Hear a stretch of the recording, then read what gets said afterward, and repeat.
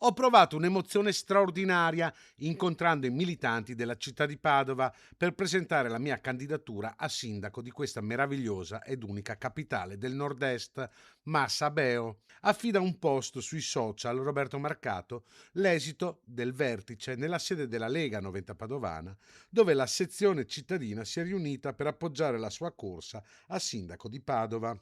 Presente per portare il suo supporto anche il presidente della regione Alberto Stefani, con la segretaria cittadina Federica Pietrogrande, l'eurodeputata Paola Ghidoni, la consigliera regionale Eleonora Mosco, oltre al direttivo e ai militanti del partito.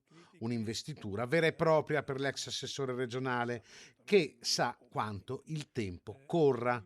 Non c'è ancora una data definitiva, ma la naturale scadenza del mandato di Sergio Giordani è nella primavera del prossimo anno.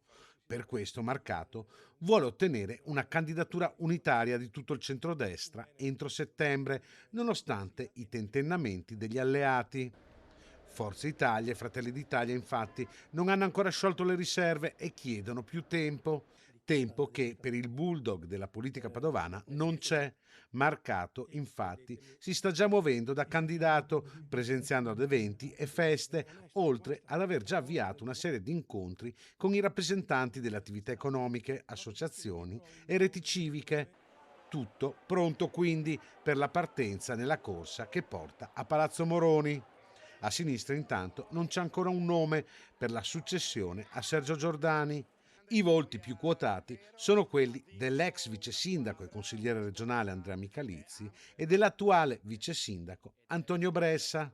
Resta da capire se Coalizione Civica accetterà uno di questi nomi o verranno proposte le primarie.